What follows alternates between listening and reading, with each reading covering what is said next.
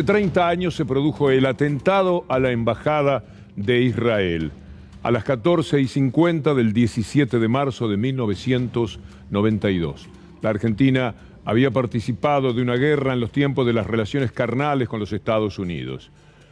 Hoy se cumplen 30 años de aquel atentado que todavía no tiene a los culpables presos y que posiblemente no los tenga nunca. El destrozo de aquel elegante edificio fue total, absoluto. Murieron entre 22 y 29 personas. Las cifras están en discusión todavía, aunque parezca mentira. 242 personas quedaron heridas.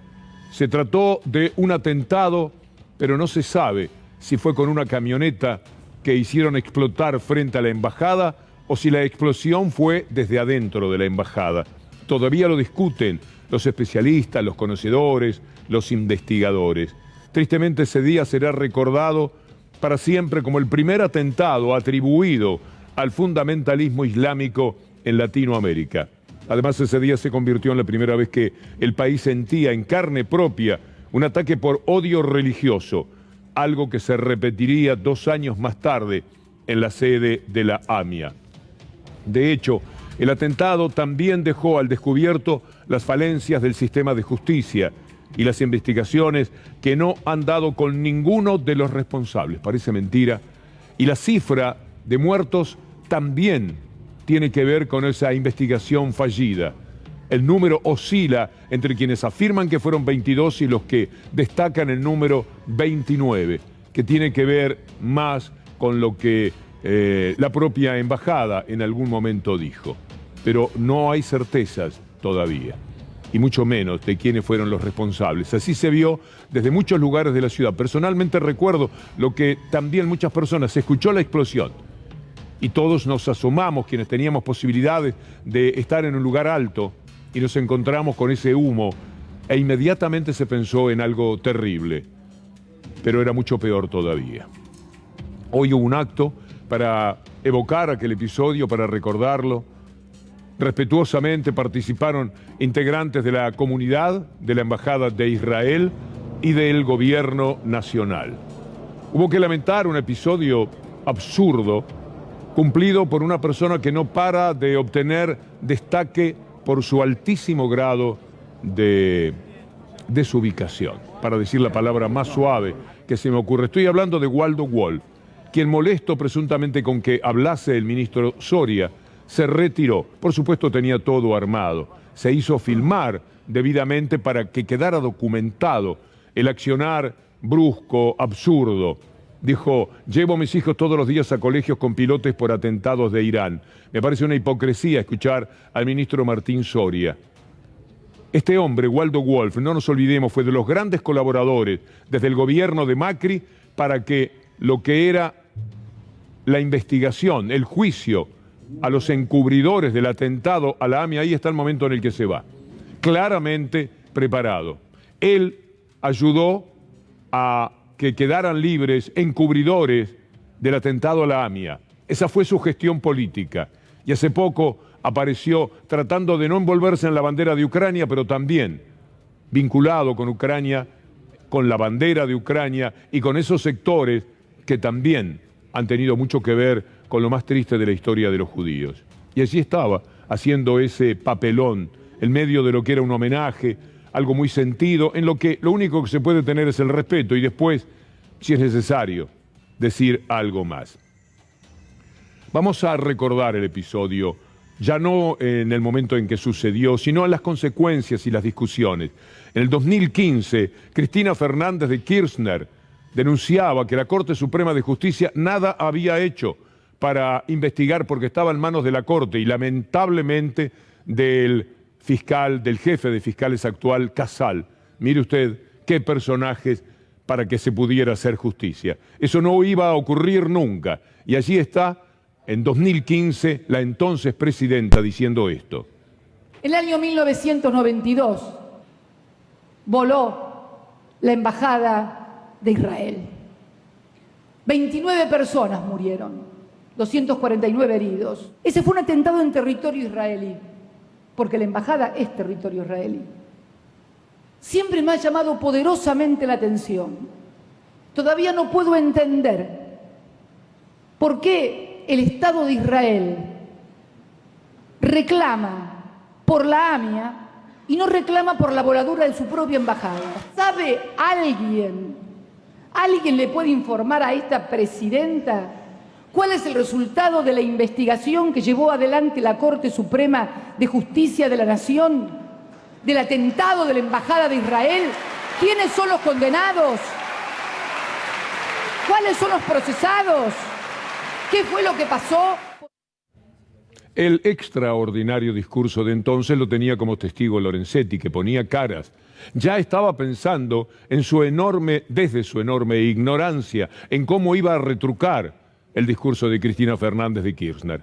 Y lo hizo con un grado supino de ignorancia de las leyes, pero también con una elevada capacidad inmoral para sesgar los hechos y para mentir una vez más. Y esto fue lo que dijo como respuesta al discurso de Cristina Fernández de Kirchner, que estaba invitando a la Corte Suprema de Justicia que se pusiera las pilas, como dicen los chicos, para investigar algo cuando ya habían transcurrido unos cuantos años del episodio. Queremos hacer una breve referencia a la causa de la Embajada de Israel, en la que hubo una sentencia en el año 1999, es decir, muy anterior a la conformación de la Corte actual. Hay una sentencia. Esa sentencia determinó cuál es la materialidad del hecho y la imputabilidad, es decir, quiénes eran los culpables, y encontró culpable a un grupo, Hezbollah, parte de la yihad islámica. Esa sentencia está publicada y fue consentida por las partes, de manera que nosotros no podemos, como tribunal, modificar lo que ya ha sido aceptado y es cosa juzgada. Más ignorante no puede ser. Y es el presidente, era entonces, de la Corte Suprema de Justicia, hasta que Clarín quiso poner a Rosenkrantz y después a Rosati. Pero mientras tanto, él era el presidente de la Corte y decía esto. Inmediatamente chequeado.com lo desmintió. ¿Cómo no podía ser de otra manera? Muchísimos juristas, recuerdo haber hecho en el mismo día 4 o 5 notas por radio, aclarando que lo que decía Lorenzetti era un verdadero disparate. Lorenzetti, la sentencia por la causa del atentado a la Embajada de Israel es cosa juzgada. Chequeado le ponía falso. Y Augusto Belucio, ex juez de la Corte, decía las cosas que correspondía con relación al falso argumento de Lorenzetti. En 2006 la Corte dictaminó que la causa se mantenía abierta. Sí, mire, yo no recuerdo bien qué fue lo que firmamos en esa época, pero no se resolvió nada. No se puede hablar de cosa jugada en la causa Embajada de Israel. No, evidentemente que no. Siempre hubo dificultades con ese tema. Por las dificultades inicialmente las puso la propia Embajada de Israel, que no permitió al que era presidente de la Corte entonces, doctor Levene, y a los peritos nombrados por la Corte penetrar en el terreno, digamos, en el edificio destruido, para investigar qué era lo que había ocurrido. De paso, hay que preguntarse por qué no permitían a los peritos, a los que querían investigar, entrar. Hay, como le vamos a mostrar ahora de un libro de Juan José Salinas, hay muchísimas ideas de especialistas y conocedores de que la bomba estaba adentro de la embajada, que explotó desde adentro. Por lo menos tendríamos mejor panorama para la discusión, pero no permitieron la investigación. Lo está diciendo Augusto Belucio, que además aclara que lo de cosa juzgada, dicho por Lorenzetti, es un disparate de quien acto seguido, después que quedó muy claro cómo había mentido, cómo había sesgado, y su ignorancia tendría que haber renunciado. Pero mire si se va a ir de ahí Lorenzetti. ¿Sabe quién era el responsable de que la investigación caminara? Cuando Cristina Fernández de Kirchner se preguntaba qué es lo que han hecho, y la respuesta era nada. El fiscal era el inmenso, inútil de Casal, el mismo jefe de fiscales de hoy día. Ariel Jalad lo dice en este tuit: 30 años del atentado, impune por inacción de la Corte Suprema. ¿Saben quién fue el fiscal ante la Corte que tenía que investigar? Eduardo Casal, aún hoy procurador interino. El otro aspecto que corresponde observar de esta jornada a 30 años del atentado a la Embajada de Israel es lo que hizo Clarín. La mafia de Clarín pensó que lo del atentado a la Embajada, por todas las cosas oscuras que hay, quizás no era el tema, y volvió con un disparate, un mamarracho, un absurdo, una vergüenza, al caso Nisman. Mire la tapa de Clarín hablando de esto. Abajo, ahí está, alguien que dice algo que no tiene ni pies ni cabeza. Yo avisé que Nisman estaba muerto y nadie se sorprendió, con lo cual habría todo un plan diabólico, como intenta decir este diario que es hijo del diablo. Mire usted este tuit de Moró a propósito de esa tapa de Clarín. Leopoldo Moró dice, una jugada de pizarrón de Clarín, en coincidencia con un aniversario del siniestro atentado a la Embajada de Israel, intentan con una nota artificialmente fabricada y ridícula volver a instalar la zaraza del asesinato de Nisman. Ya van por el intento número 1000, se nota mucho. Y ahora, antes de ir a lo que también Tony Coleman opinó de esto, quiero poner en pantalla lo que dice en su libro, justamente mencionándolo a Nisman, el caso Nisman, Secretos Inconfesables, el periodista Juan José Salinas sobre el atentado, aunque sea para a 30 años evocar cuál es la discusión. En aquel momento del libro se cumplían 25 años. Dije entonces y repito ahora que ver quiénes, cómo y dónde pusieron la bomba sería muy fácil para cualquier lector atento y que también podía apreciarse con claridad que fue el propio Shin Bet, el servicio de contrainteligencia de Israel, también conocido como Shabak, que tiene a su cargo tanto el contraespionaje en el interior de Israel como en los territorios ocupados y en Gaza, y que se encarga de la seguridad de todas las embajadas del Estado judío, quien piloteó el desvío de las investigaciones, eso que mencionaba recién el ex integrante de la Corte Belluccio, piloteó el desvío de las investigaciones hacia una supuesta Ford F-100, que supuestamente habría sido utilizada como vehículo bomba cuando todas, absolutamente todas las evidencias confluían en que la explosión había sido interna, y que esta certeza hacía imposible desechar la hipótesis de que los ejecutores materiales del ataque, el principal sospechoso con mucho era y es el traficante sirio Monser Al-Qasar, entonces el hombre más buscado del planeta por Interpol, cuya presencia en Buenos Aires, protegido por su lejano primo, el presidente Carlos Menem, se había hecho pública días atrás por el MI6 británico, el mismo que esa misma noche ofreció una pequeña fiesta a sus amigos de las colectividades sirias de Buenos Aires y de Corralitos en Mendoza, en su piso de la avenida Libertador. Hubieran contado con su permiso y luz verde. Un aporte que por lo menos marca lo controversial que resulta esa investigación y también el punto de partida por el cual es imposible saber nada y nunca se sabrá. Mire otro aspecto de la tapa de Clarín nuevamente, el que se refiere al caso Nisman, y ahora le leo los tuits de Tony Coleman, que son muy interesantes. Esta nota es propia de la desvergüenza de Clarín. Dice, insólita nota de Clarín a un exide con el título, yo avisé que Nisman estaba muerto y nadie se sorprendió. ¡Ja, ja! El tipo llamó a las 2:30 de la mañana. A las 2:30 de la mañana, la madre y los custodios encontraron a Nisman en el baño a las 22:05. ¿Cómo se iba a sorprender alguien horas después? 3 horas después. Es insólito, de verdad. Lo de Clarín es... El tuit de Damián Patcher fue 23:35, o sea, todo era Vox Populi. Si un jefe de la CIDE a las 2:30 no sabía nada, era un supermamerto. Bernie llegó 0:45 y la fiscal 1:20. Y Clarín pone en la tapa de su diario lo que acabamos de leer. ¿Algo más de Tuni? El ex CIDE dice que su jefe, Pocino, le dijo, Nisman no soportó la presión de Jaimito, de Stiussi. Incomprobable. Igual eran tiempos de una feroz interna en la CIDE y Nisman era apoyo de Stiuzzo, como él mismo decía. Y por último, dice Raúl Coleman, Clarín no revela la identidad del ex CIDE, cosa correcta, me pregunto, pienso, especulo, ¿no será de esos muchachos que se quedaron durante la gestión de Arribas y fueron enviados en comisión al Ministerio de Seguridad de Patricia Bullrich? No, seguro que no, soy yo, un mamerto desconfiado. Bien, 30 años de un dolor muy grande, de una investigación fallida, una vez más, de un comportamiento de las víctimas otra vez extraño y de una tarea mediática que es la mayor vergüenza desde el punto de vista moral y ético que tiene el país, que es el tipo de periodismo que llamamos periodismo dominante. Vamos a hacer una pausa y al volver tenemos tanto para compartir con ustedes que nos dan muchísimas ganas de que se queden con nosotros.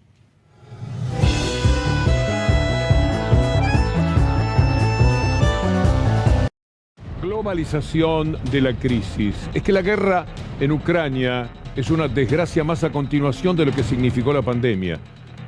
Es tremendo lo que implica para la economía de todo el mundo. La lucha local va a ser intentar negar lo que está pasando en cualquier parte donde uno mire en el planeta. La oposición y los medios no van a querer que el gobierno pueda manifestar que tiene problemas con los temas de la guerra, como si algún país se escapara a eso.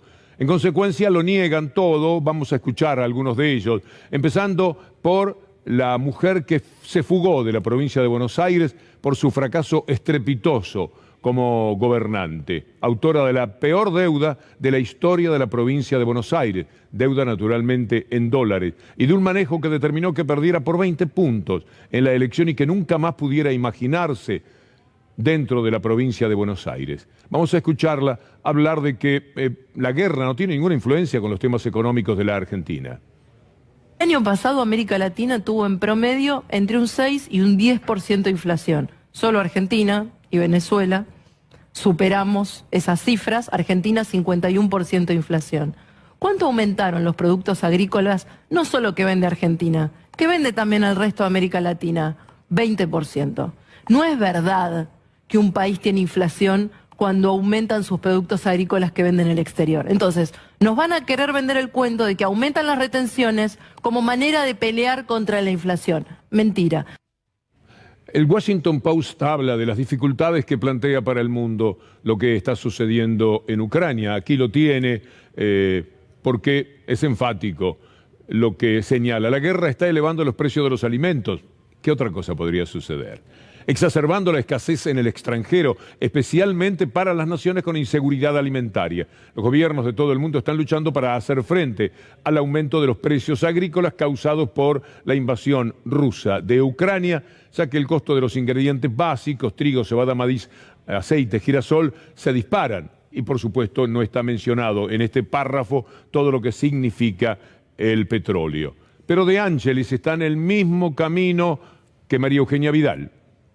Después hay que ver qué va a pasar con el maíz. Van a aumentar las retenciones del maíz, van a aumentar las retenciones de girasol, van a aumentar las retenciones de la soja. Y ellos todo ahora le echan la culpa a la guerra con Ucrania. Le echan la culpa a la guerra con Ucrania. Es que no tiene nada que ver. Mire, Omar Guterres de la ONU es alguien autorizado para hablar de estos temas. A ver qué dice. 45 African and least developed countries import at least 1/3 of their wheat from Ukraine and Russia. 18 of those countries import at least 50%. This includes countries like Burkina Faso, Egypt, Democratic Republic of the Congo, Lebanon, Libya, Somalia, Sudan, and Yemen. We must do everything possible to avert a hurricane of hunger and the meltdown of the global food system. Lo que señala el Washington Post, o lo que dice Guterres, nos encontramos con que otro hombre de Cambiemos sostiene que no hay ninguna influencia de la guerra, que esto es un invento. Imposible poder sostener la inflación, la gente está mal, está desesperada, la gente la está pasando muy mal. Y esta es una realidad. El gobierno mira, siempre echa una culpa, ahora arrancamos, ahora sí, antes no pudimos, si no la pandemia, seguramente después vendrá el conflicto con Ucrania y Rusia. Nos convocaron extraordinario, no pasó nada. Bueno, veamos muy rápidamente lo que ocurre con los Estados Unidos y la inflación, porque es un dato relevante. Hace 40 años que no tiene semejante número Estados Unidos. Y vayamos a Íñigo Errejón. Íñigo Errejón habla de cómo tendría que enfrentarse la crisis que plantea la guerra de Ucrania, a continuación de la pandemia, por supuesto. Y sostiene que el ajuste tiene que tener relación con los que más tienen en este mundo. Parece de perogrullo, pero hay que decirlo.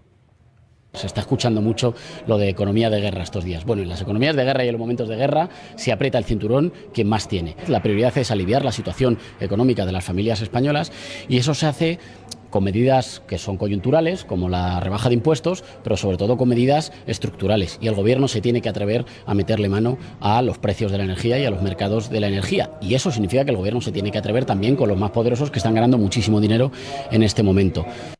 Lo que sucede en España, lo que pasa en Portugal, el gobierno confirma que España y Portugal propondrán limitar el precio de la luz a 180 euros el megavatio hora. Esto lo dice El Mundo de España. Pero mire usted la alerta que existe por el tema del petróleo. También esta es una información que es parte del bagaje que usted necesitará, nosotros todos, para entender lo que está pasando a nuestro alrededor. Alertan que la escasez de petróleo va a reducir el crecimiento económico mundial y va a generar más inflación. Usted dirá, más todavía, pobrecito de nosotros. Vamos a ver cómo le va con la guerra que empieza mañana al presidente Alberto Fernández.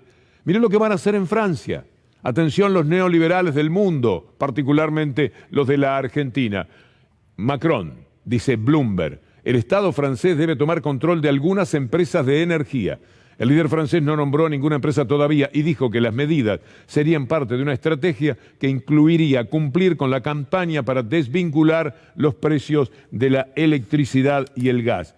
En eso están en estos momentos. Pero por supuesto que todo lo que ocurre no tiene nada que ver con la guerra ni con la pandemia, sino con el plan Platita. ¿Se acuerda usted el invento de TN? Cómo fue rápidamente recogido por sus mandados, que son los integrantes de la derecha política. Vale la pena repasarlo. El problema que hoy tenemos con la inflación es el resultado del plan Platita del año pasado. La emisión. Es la emisión. Es el resultado del plan Platita del año pasado. ¿Quién dice platita? Pillulla, rúcula, lana, la viva. Ya sabíamos que iba a pasar esto, ya sabíamos. Y entonces cuando vino la de octubre dijeron, no, es el mes que viene, la de noviembre es el mes que viene. Y llegamos a marzo y era obvio que iba a pasar esto. Estamos pagando hoy, están pagando los más pobres, en realidad, Eduardo, el plan Platita. Estamos pagando hoy, están pagando los más pobres, en realidad, Eduardo, el plan Platita. Entre mentores y serviles vienen a conformar una especie de círculo infernal dentro del cual nos tenemos que desenvolver cada día con las noticias y ustedes con la propia vida. Mire la tapa de Clarín de hoy atribuyendo a los aprietes y las amenazas del gobierno. Tras la presión del gobierno, los frigoríficos mantendrán los cortes populares, es decir, gobierno apretador, gobierno que se lleva todo por delante.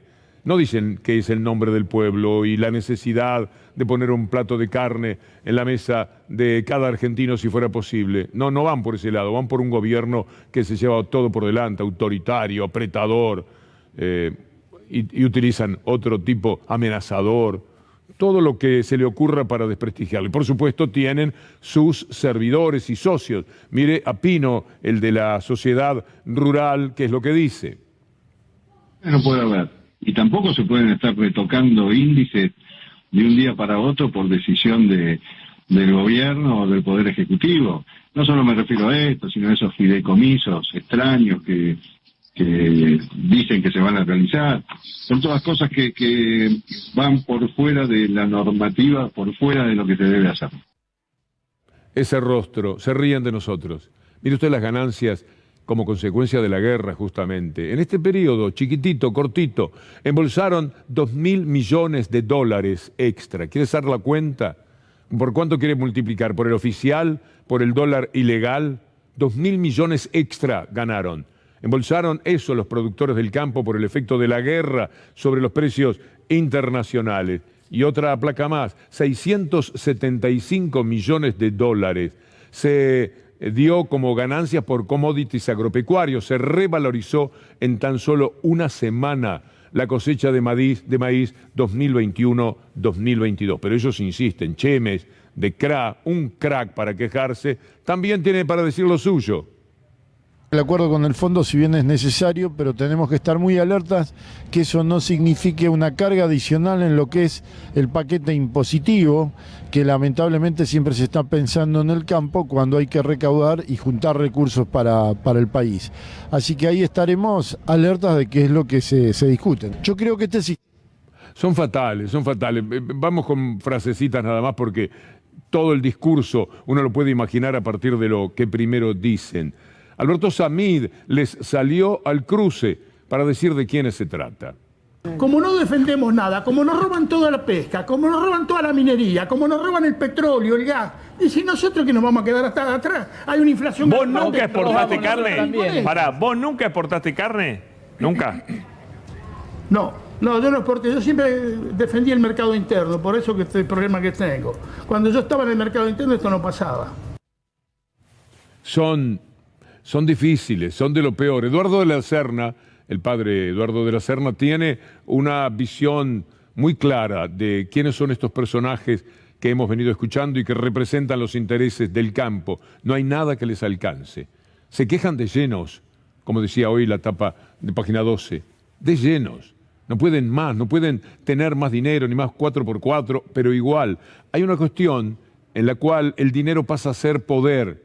Ese poder después se transfiere a las relaciones con otros poderes. Y cuanto más tienen, más dominan el escenario de la vida de los argentinos. A ver qué dice Eduardo de la Serna. Está claro que la inflación es real, no lo va a negar nadie, el que lo niega es un ciego, pero también es cierto que hay empresarios que hacen lo que quieren, hay empresarios que son golpistas, yo lo creo firmemente, hay empresarios que están con el por si acaso a flor de piel, hay de todo. Así como antes les daba por Chile, ahora les da por Uruguay, para ponerlo permanentemente de ejemplo. Primero escuchemos a los que mencionan a Uruguay como el desideratum y después vamos a ver una expresión del presidente oriental. Cada vez más son los argentinos que se quieren ir a Uruguay. Acá la gente tiene una responsabilidad que nosotros no tenemos. Uruguay es distinto. No hemos logrado consolidar una idea de país. No. Tenemos algo que no nos funciona. Los que quieren dejar la Argentina, buscar horizontes mejor. Uruguay, por ejemplo. Me sumo a tu fantasía, ¿eh? Sí. Parecerme a Suecia en casi una quimera, o si no Uruguay, que estamos acá nomás. Con la tranquilidad que se vive en Uruguay. El combo uruguayo, ¿no? La situación de la seguridad. Calles seguras hacen de Uruguay un combo perfecto. Interesante esta expresión del presidente Lacalle Pou en función de lo que estamos discutiendo entre el gobierno, el campo, los ciudadanos del común y los de la élite.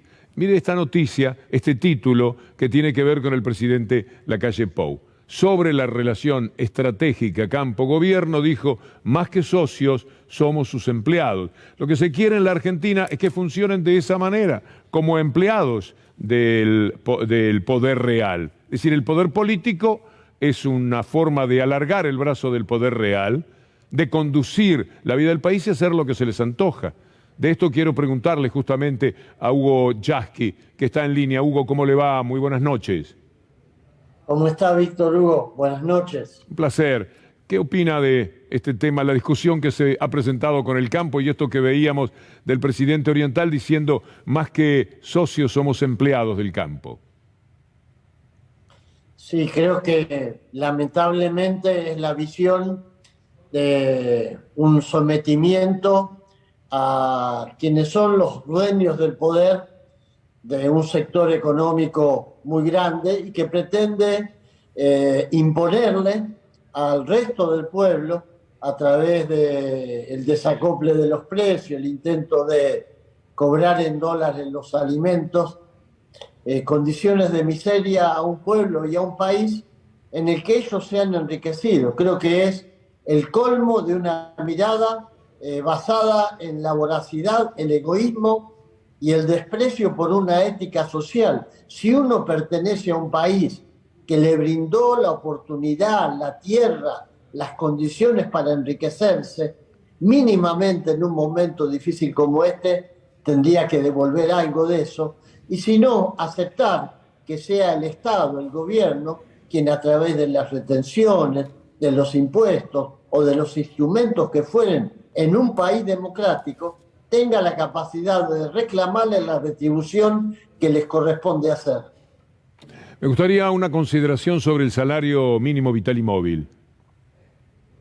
Se dio un paso adelante, la recomposición es del 45%, dejamos abierta una cláusula que permite rediscutir el salario para que no quede por debajo de la inflación, pero está claro que si no resolvemos el problema de la inflación, y en esto el gobierno tiene que asumir una tarea importante, definitoria, si no resolvemos esto no va a haber número que alcance.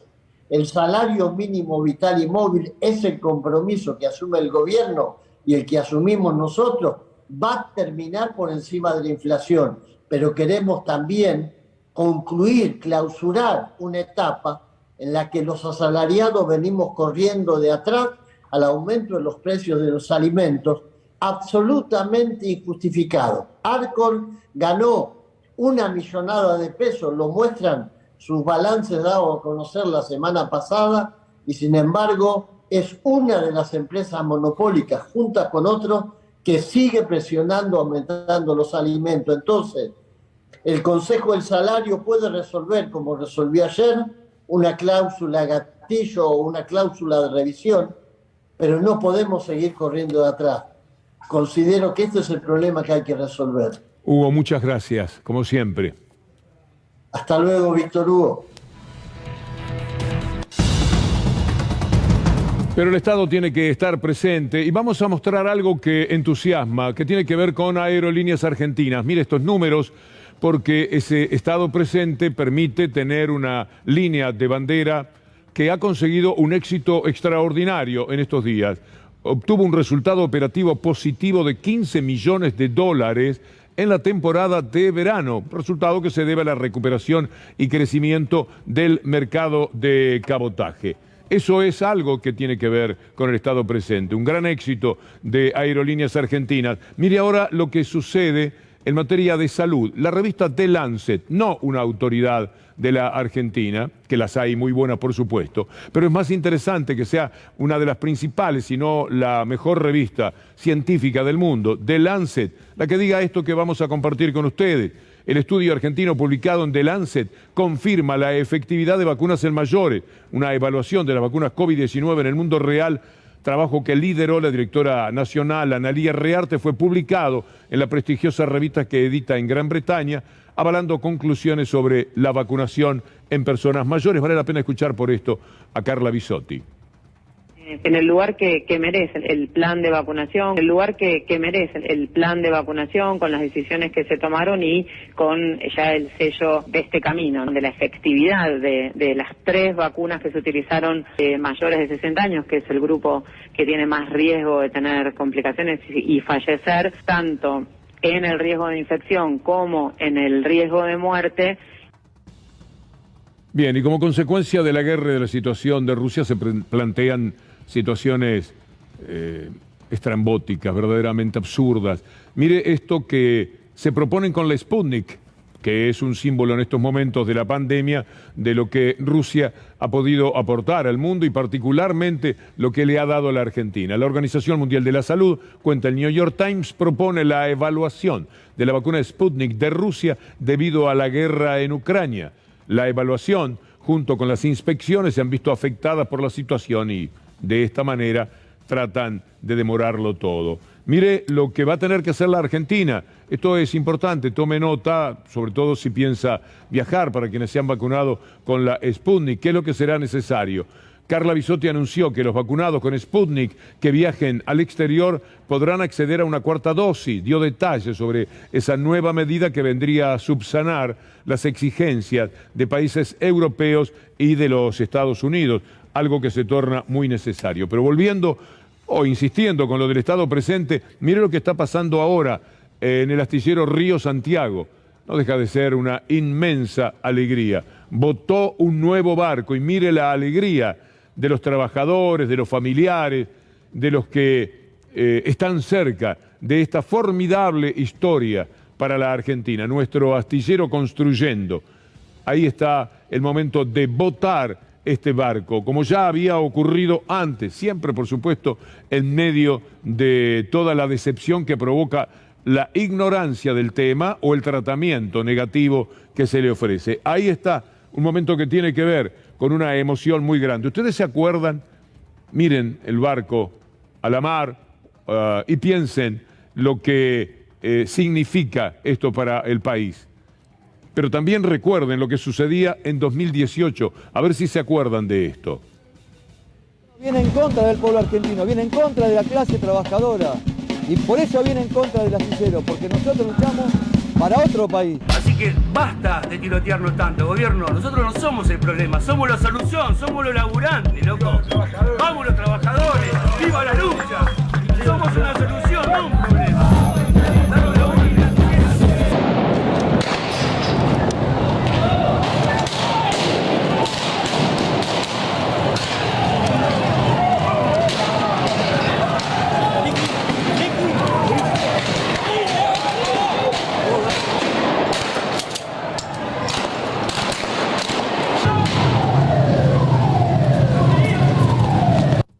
Es casi una película documental entre lo que ocurre ahora y lo que pasó en el 2018, el Estado neoliberal no presente y por el contrario solamente asistiendo para reprimir a quienes se quejan de lo que les estaba ocurriendo en aquel momento en el que quedaban sin trabajo, sin barcos, sin sueños, sin familia, sin lugar de residencia, sin nada, porque todo lo estaban perdiendo. Ahora vean ustedes lo que ha sucedido y este es el comentario del gobernador Axel Kicillof. El astillero en llamas prácticamente y hubo que hacer una reconstrucción, ese es el trabajo que venimos haciendo, es la inversión que venimos haciendo, pues esta es una cuestión de industria, de soberanía, de encadenamientos productivos, de independencia económica, son todos elementos que bueno, que mira simplemente la ecuación económica en cada momento, se pierde problemas estructurales que tiene la Argentina, para eso estaba el astillero y tiene estas capacidades. Una serie de leyes fuertemente neoliberales se instalaron en el Uruguay y se hizo la búsqueda de un referéndum, se juntaron 800.000 firmas para poder combatir esto y para poder anular los efectos de algunas leyes muy neoliberales que afectan, según el punto de vista particularmente de la izquierda en Uruguay, la vida de todos los orientales. El próximo domingo 27 de marzo habrá un referéndum y la situación viene verdaderamente muy peleada porque se lucha contra el desconocimiento que a veces se tiene porque naturalmente los medios de comunicación están rodeando el proyecto de la calle Pou y hay escasa información sobre los valores que tiene esta ley de urgente consideración, como se le llama, y que se trata de eliminar en varios de los artículos más importantes. Está en línea Rafael Michelini. Michelini es un apellido muy conocido dolorosamente en la Argentina porque es la familia de Selmar Michelini, un hombre extraordinario de la política oriental que fuera asesinado aquí en Buenos Aires. Rafael es un hombre de los hombres más importantes de la política en Uruguay. Y Rafael, brevemente, para orientación de muchos uruguayos que viven en la Argentina y que seguramente piensan viajar para este referéndum que al parecer viene muy peleado, vos me dirás si esto es así, ¿cuáles son los datos más salientes en la brevedad que tiene este ritmo del programa? Muy buenas noches.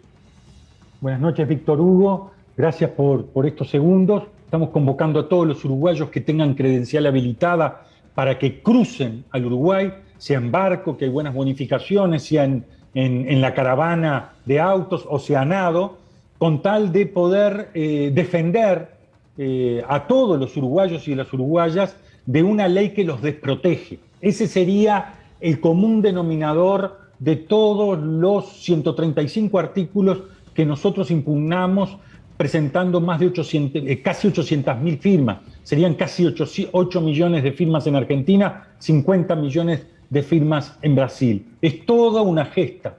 Y ahora las encuestas están dando una gran paridad. Veníamos muy de atrás, pero las ciudades se han vestido rosado porque la papeleta sí, la que genera la anulación de estos 135 artículos es rosada. Y se ha llenado las ciudades y las localidades de la Pantera Rosa porque eso anima humorísticamente lo que es la campaña por el sí.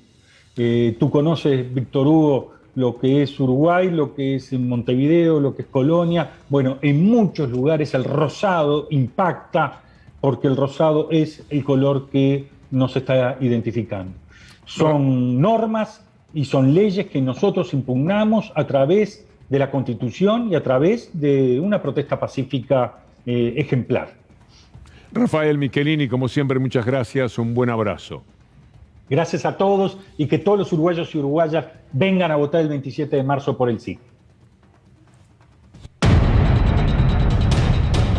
La doble vara que se da en el mundo. Las cosas que pasan aquí son mafia pura en materia de periodismo y ya estamos acostumbrados. Uno mira las tapas de hoy y chorrean lo que llamamos gangsterismo.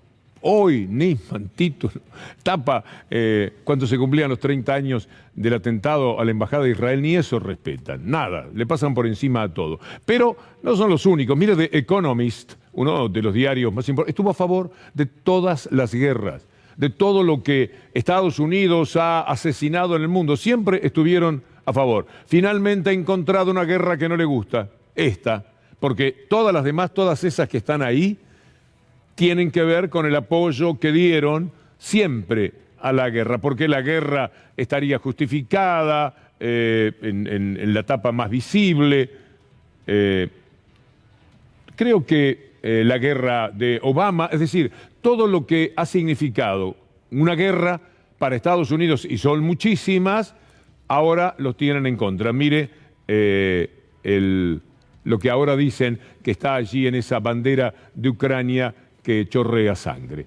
Zelensky, por su lado, se presentó, como les decíamos ayer, ante el Congreso norteamericano. Habló Zelensky y pidió que Biden sea el líder del mundo.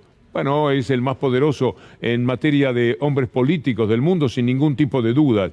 Muy mal lo está haciendo ahora, en estos tiempos de guerra, desde ya. Pero veamos a Zelensky, abandonado por la OTAN, abandonado por los Estados Unidos, totalmente librado a su suerte con los habitantes de su país, que mueren o se exilian. Son millones de personas que se han tenido que ir, miles que ya han muerto, y sin embargo, él está diciéndole a Estados Unidos que quiere que sea el líder del mundo. En paralelo está diciendo, ya sé que no vamos a ser integrantes de la OTAN, y la guerra es por eso, tienen que detenerla ya mismo. Yo creo que no pueden pasar 48 horas, no puede ir más allá de este fin de semana, no podemos amanecer el próximo lunes con guerra, porque ya está muy claro que Ucrania ha entendido que no puede ser parte de la OTAN, y la OTAN ninguna ganas tiene de meterse en una guerra con Rusia. Juega desde el costado, sanciones económicas, hacen de hinchas, pero no tienen una vinculación, y tampoco Estados Unidos, que le permita a Ucrania soñar que en medio de la guerra existe una posibilidad para ganar. Sin embargo, Zelensky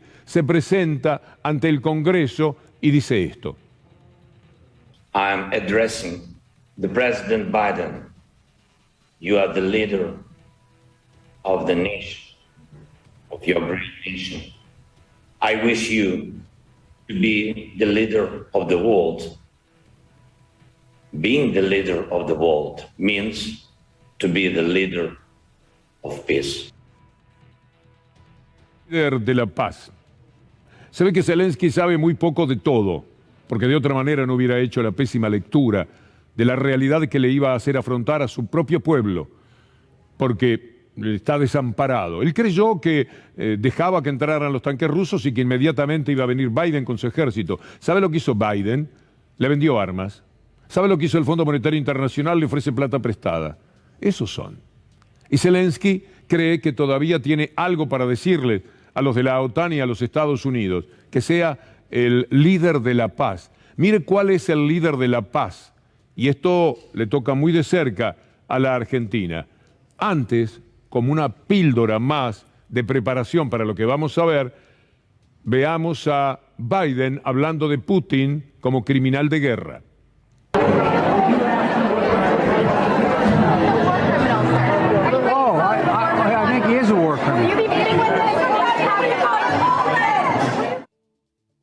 El hombre acusa a Putin de ser un criminal de guerra. ¿Y por casa cómo andamos? Y sobre todo, ¿qué recuerda usted de Biden con respecto a la guerra de Malvinas? ¿Estaba a favor? ¿Estaba en contra? ¿No era una guerra de Estados Unidos en ese caso? ¿Qué pensaba él? NATO is an alliance upon which we have made a firm and solemn commitment. And it's clear that the Argentinians are the aggressor. It's clear the British are right. And it should be clear to the whole world where the United States stands. All right, you mentioned hemispheric interests. Let's just stick to American interests at the moment. Yes. The OAS has voted that they recognize Argentinian sovereignty. Now, don't you lose something in hemispheric relations with the proposition you've just made? There is no question that the United States is going to lose no matter what it does. The question is that we are going to lose, in my mind, we lose a great deal more by not standing on principle and not standing with our oldest and closest ally and not standing with the alliance that is most important to the United States of America. Opinión de Biden en la guerra de Malvinas, una de las cosas más sorprendentes, no del periodismo, que tiene propietarios que naturalmente están en negocios y que le pertenezco, señor, a la embajada de los Estados Unidos, pero gente del pueblo también cree que los Estados Unidos son divinos. Estamos en una crisis que se está resolviendo en estos momentos en el Senado, resolviendo ver cómo empezamos a salir por culpa de los Estados Unidos. En la guerra de Malvinas fueron cómplices de Inglaterra. Se olvida la gente. ¿Cómo puede ser que piensen que estos son aliados de... No, cuando tuvieron que aliarse con alguien, eligieron el poder, como siempre mencionando a la OTAN, jugando del lado de Inglaterra. Muertos argentinos tienen que ver con esa ayuda de los Estados Unidos a Inglaterra. Y los buenos son ellos, y los que no quieren la guerra son ellos. Y lo que Zelensky dice es que tiene que ser el abanderado de la paz, el líder de la paz, un hombre que a nosotros de paz no nos puede decir una sola palabra, porque podemos, como está muy claro, evocar lo que él fue capaz de hacer y decir siempre a favor de la guerra. Mire, le vamos a mostrar un poco más acá en el tiempo cómo él estuvo siempre declaradamente a favor de las guerras. Suggesting we bomb Belgrade. I was suggesting that we send American pilots in and blow up all the bridges on the Drina. The objective is to compel Iraq to destroy its illegal weapons of mass destruction and its programs to develop and produce missiles and more of those weapons. Saddam is dangerous. The world would be a better place without him. Hacen cualquier cosa. Ellos invadieron un país, venía a ser Saddam Hussein, lo que institucionalmente representa Zelensky. Ellos directamente lo condenaron, le tiraron el país abajo, le robaron el petróleo, lo reconstruyeron para hacer dinero y además lo ahorcaron. Eso hicieron. Y este hombre estaba encantado en Irak, en donde fuere. En Yugoslavia ya vio el énfasis que ponía. Y también contra la Argentina. Esa Argentina que tiene tantos adeptos y payos desde el periodismo, no solamente los dueños de los medios, a los Estados Unidos. Ni uno ni otro. Son superpotencias. Siempre están pensando en llevarse el mundo por delante. Uno no quiere a ninguno de ellos. Eso sí, no pelearse con ninguno de ellos. Aceptar el juego de país que tiene necesidades con los tres grandes que hay en estos momentos en el mundo. Nadie pide que se lleve el mal con Estados Unidos. ¿Qué se va a hacer? Por más daño que los Estados Unidos le haya hecho a la Argentina, o por menos simpatía que pueda provocar Rusia o China, pero que uno es bueno y el otro es malo, es un cuento chino. Es un cuento que no tiene ni pies ni cabeza. Bueno, ahí tienen al hombre de la paz, como decía Zelensky. Está muy mal informado sobre política internacional y por eso arrastró a su país a esta situación tan desgraciada, que a nosotros nos va a hacer mucho daño. Mire estas imágenes de lo que está pasando en estos momentos en el Congreso. Es muy triste. Ahí está terminando el primer episodio del acuerdo con el Fondo Monetario Internacional. Un discurso tras otro, algunos diciendo que lo votan porque no hay más remedio, otros que no lo van a acompañar. Pero la cuestión es que hay que cerrar este capítulo y como dijo el presidente Alberto Fernández, que mañana tengo entendido le va a hablar al país, y será interesante observar si efectivamente resuelto este problema, entre comillas la palabra resuelto, va a lanzar una guerra contra aquellos enemigos interiores que no permiten saldar la deuda interna de la Argentina. El acuerdo con los Estados Unidos, porque eso es, más que con el Fondo Monetario Internacional, ha sido tristísimo. El Fondo Monetario Internacional es lo que fue siempre. El Fondo Monetario Internacional dijo, no vamos a reducir las tasas, las que están agregadas a las tasas normales. Dijo, no les vamos a dar 10 años, como pedía la Argentina. Dijo, tienen que reducir el déficit en 3 años, 2, 3 años.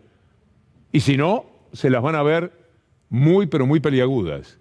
Esto es lo que hace el Fondo Monetario Internacional. Lamentablemente, es verdad que se ha conseguido no tener que hacer reforma laboral ni previsional. Digamos que por ahora dependemos de un trabajo que tenemos que hacer todo, el gobierno, los ciudadanos, para ver si tenemos superávit, crecimiento y todo aquello que permita algún día decirle lo que le dijo Néstor Kirchner cuando pudo levantar cabeza. Los toleró, los sobrellevó, los manejó, tuvo una muñeca increíble tratándose de un hombre que no venía de la profunda historia política del país. Manejó la situación y al cabo de un año dijo: señores, aquí está toda la plata, váyanse. En medio de ciertas discusiones, como las que todavía se podría tener, pero lo hizo.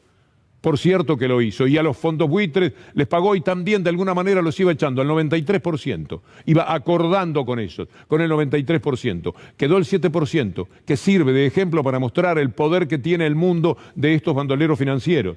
Volvieron loca a la Argentina, le hicieron cualquier cosa, se le quedaban con los barcos, con los bancos, presionaban, hacían publicidad por todos los países diciendo que la Argentina era lo peor del mundo. Son muy bravos, tienen muchísimo poder y además tienen muchos cipayos que ayudan desde aquí adentro, los medios de comunicación que publicaban los avisos de los fondos buitres.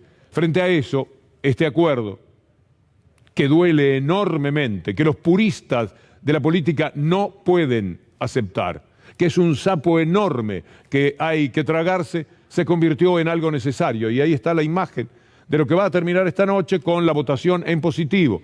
Va a salir y va a salir con una buena cantidad de votos, según tenemos entendido. Pero la tristeza, de todas maneras, siempre será muy grande por tener otra vez al Fondo Monetario Internacional como socio. No codo a codo para luchar, codo a codo para seguir robándonos.